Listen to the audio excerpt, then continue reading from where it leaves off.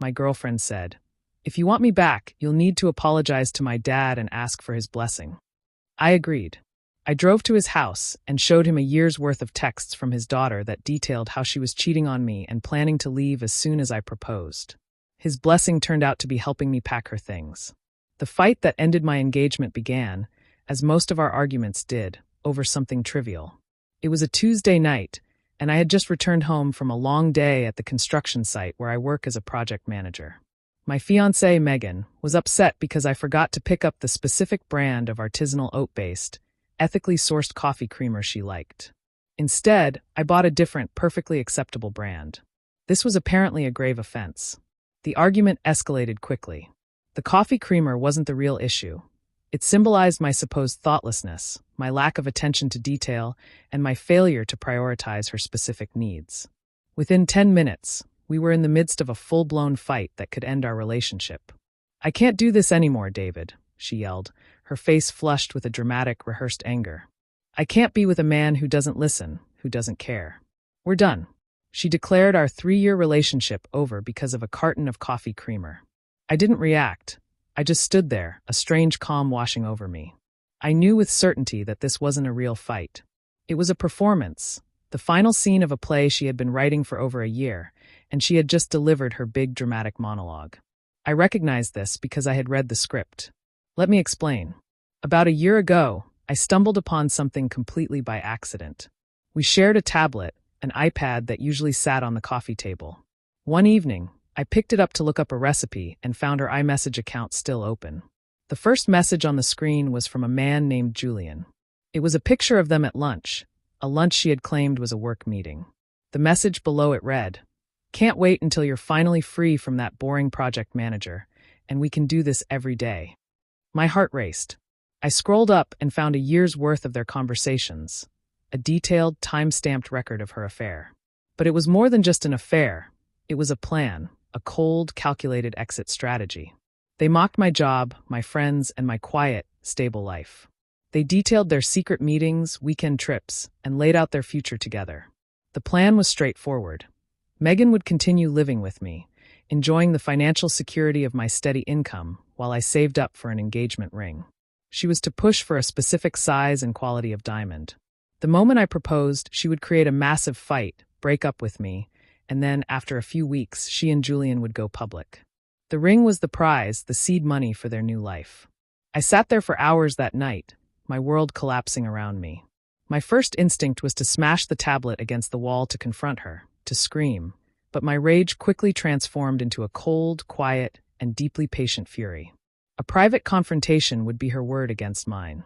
She would lie, gaslight me, and call me a paranoid monster for looking at her messages. No, a betrayal this profound deserved a more elegant, absolute consequence. So, I decided to play my part. I would be the loving, oblivious boyfriend and collect the evidence. Every few weeks, when she was out, I would open the tablet and meticulously screenshot their ongoing conversations, saving them to a secure, encrypted folder organized by date. I watched their plot unfold in real time. I saw her complain that I wasn't saving for the ring fast enough. I saw Julian advise her on how to create arguments to make me feel insecure. I had a year's worth of their conspiracy documented in perfect, undeniable detail. So when she stood in our kitchen screaming about coffee creamer, I knew exactly what was happening. This was it, the final act. I had recently told her I had finally saved enough and was starting to look at rings. This fight was her preemptive strike, the justification for the breakup she was about to initiate. I let her yell until she was exhausted. Then I played my role. I was apologetic, heartbroken, and begged her not to throw away what we had. This was, of course, exactly what she wanted. It fed her ego and set the stage for her final demand.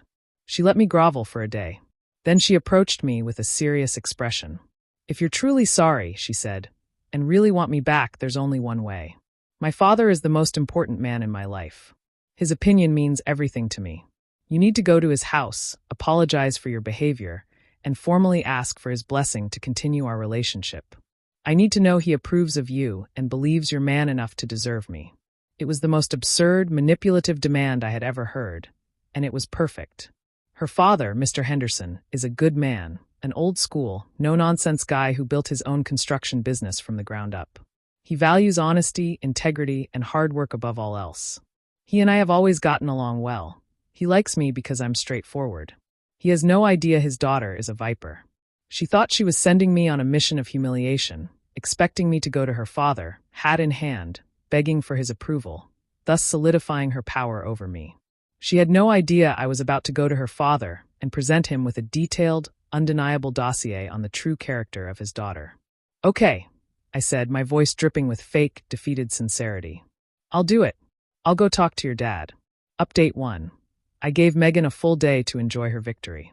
I let her believe I was a broken man, nervously preparing for my apology. On Thursday afternoon, I called her father. "Mr. Henderson," I said, my voice steady. "It's David. Megan and I had a serious argument, and I owe you an apology for the distress it's caused her. She also said it was important to her that I get your blessing for our future. I was hoping to come by this evening to speak with you, man to man." Mr. Henderson, a man who appreciates old-school formality, was clearly pleased. "Of course, son," he said warmly. "My door is always open. Come by around 7. Before I left my apartment, I prepared my evidence. I had spent the last year compiling the screenshots into a single chronological PDF file, which I printed as a 150-page document. I also loaded the file onto a new tablet I bought specifically for this purpose. I wanted him to see the messages exactly as I had on the original device. I arrived at his house at 7 o'clock sharp. He welcomed me into his study, a warm wood-paneled room that smelled of leather and sawdust. He offered me a drink, and we sat in 2 large armchairs. "All right, David," he began, serious yet kind. "Megan is very upset. She said you two had a bad fight. What's on your mind?" This was the moment. I didn't get emotional. I presented my case like a project manager outlining a critical structural failure. "Sir," I began, "I'm here to ask for your blessing, but not in the way Megan expects. I'm here because I respect you and believe you deserve to know the truth about the person your daughter has become. For the last year, I have been the victim of a calculated long-term deception. And I have proof." I placed the thick printed document on the table between us. "This," I said, "is a record of the last 12 months of text messages between your daughter and a man named Julian." He looked at the document, then at me, his expression hardening with confusion and concern. "Before you read that," I said, "I want you to see it for yourself." I handed him the new tablet with the message thread already open. I discovered these by accident on our shared iPad at home.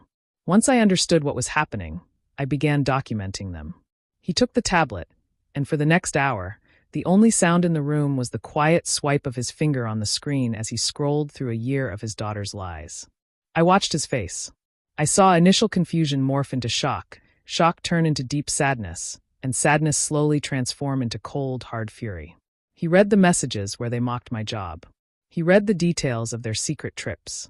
He read their entire cold-blooded plan to get me to buy an expensive engagement ring before she manufactured a fight and left me.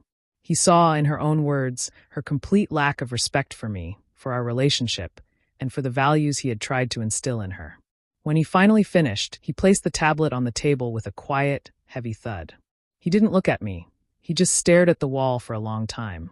"The coffee creamer," he finally said, his voice a low growl. "The fight was about coffee creamer." "Yes, sir," I replied. That was the manufactured fight she had been planning for months. He finally turned to me, his eyes filled with a terrible, fiery disappointment. "She is not the woman I thought I raised," he said, his voice thick with pain deeper than anger. He stood and walked to the window, looking out into the dark.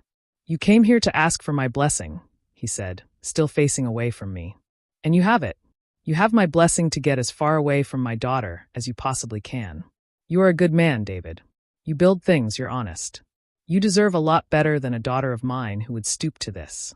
He turned to face me, his expression now one of grim resolve. "This is not your mess to clean up," he said. "It's mine. I'm going to handle this. But first, there's something we need to do. Let's go pack her things." Update 2. The drive from Mr. Henderson's house to my apartment was silent and heavy.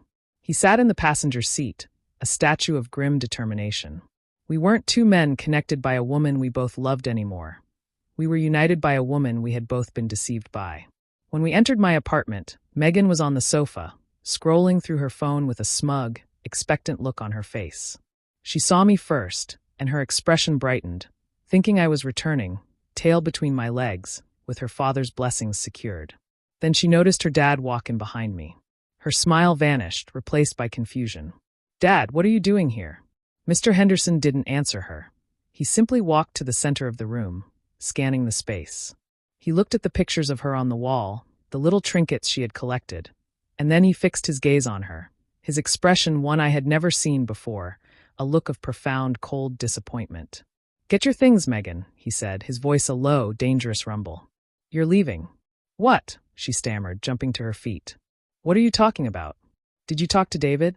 He was supposed to apologize. "I did talk to David," her father stated. "He showed me the truth. He showed me your text messages, all of them." The color drained from her face.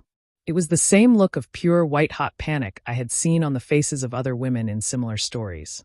The look of a liar whose entire world has just been vaporized by an undeniable fact. "No," she cried, her eyes darting to me. "He's lying. He made them up. He's trying to poison you against me."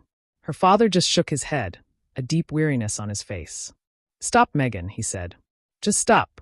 I saw the pictures. I saw the dates. I saw the plans. I saw what you said about the ring. There are no more lies to tell." He walked over to the hall closet, pulled out a stack of empty cardboard boxes I had for my last move, and dropped them on the floor in front of her. "Start packing," he said. "You have 1 hour, then I'm taking you home." The meltdown that followed was epic. She screamed, cried, and pleaded. She accused me of being a manipulative monster and her father of betrayal. It was a desperate, pathetic performance, but her audience was no longer on her side. Her father just stood there, arms crossed, unmoved. I went into the kitchen to make myself a cup of coffee, watching as the life we had built together was dismantled, not by me, but by her own father. He was methodical, directing her on what to pack. He wasn't cruel, but he was firm. When she tried to take the expensive laptop I had bought her for her birthday, he stopped her. "That's not yours," he said. "You'll take only the things you brought into this home and nothing else." An hour later, the living room was filled with boxes. Her father made her carry them out to his truck one by one. As she was carrying the last box, she stopped in front of me. Her face was a mess of tears and rage. "I hate you," she hissed. "I know," I replied calmly. Her father returned for one last look around. He walked over to me and placed a hand on my shoulder. "I'm truly sorry, David," he said. "For everything." "I know, sir," I responded. "Thank you." He then walked over to the small desk where we kept our mail, took out his checkbook, wrote a check, and slid it onto the counter. "This is for the ring you were going to buy," he said, "and for the last year of your life that my daughter stole from you. It's not enough, but it's a start. It's called taking responsibility, a lesson she is about to learn the hard way." He then escorted his crying, defeated daughter out of my apartment for the last time. I stood at the window, watching as his truck pulled away, carrying her and the wreckage of her life with it. Final update. It has been 6 months since the night I now think of as the packing. The silence in my apartment in the days that followed was the most profound peace I have ever known. The chaos was over, but the consequences were just beginning to unfold. The first thing I did was cash the check from Mr. Henderson. At first, I hesitated. It felt strange, but then I realized he was right. It wasn't a payment, it was an act of honor, a father trying to rectify a wrong committed by his child. I used the money to pay off the last of my student loans and to book a long overdue trip to visit my family. I learned about what happened to Megan through her father. He and I have kept in touch and meet for lunch once a month. He has become a friend and mentor, a man of integrity grappling with the disappointment of realizing his daughter is not. He told me that the car ride home with Megan was a silent, miserable affair. When they arrived at her parents' house, he and her mother sat her down to lay out the new terms of her life. She was not welcome to stay long-term. She was an adult who had made a series of destructive choices, and now she would have to live with them. They gave her 1 month to find her own apartment and a new job, cutting her off financially. As for Julian, he was nowhere to be found. Once the dream of a comfortable life funded by my engagement ring evaporated, so did his affection. He broke up with her via text a week after she moved out of my place. Megan is now living in a small, cheap apartment in a less desirable part of the city. She is working as a receptionist, a job she feels is beneath her. She is broke, alone, and her relationship with her parents is strained to the breaking point. They love her, but they no longer trust her. For the first time in her life, she is truly on her own. Her father once told me during lunch that the hardest part for him wasn't the affair. It was the cold, calculated nature of the plan. To cheat is a weakness of the flesh, he said, but to plot for a year to defraud a good man who loves you? That is a weakness of character. That is a rot that goes deep. As for me, I am doing better than ever. I was promoted to lead project manager at my company. I've been focusing on my work, my health, and my family. I've started dating again cautiously. My new rule is simple: radical honesty from day one. Megan demanded I go to her father and beg for his blessing. She thought she was sending me to my executioner. She never imagined that her father would be the one to hand me the sword. She built her entire plan on a foundation of lies, never realizing that the one person she couldn't fool was the man whose values she had so completely abandoned. The most brutal revenge wasn't mine to deliver, it was her father's. And it was simply the truth.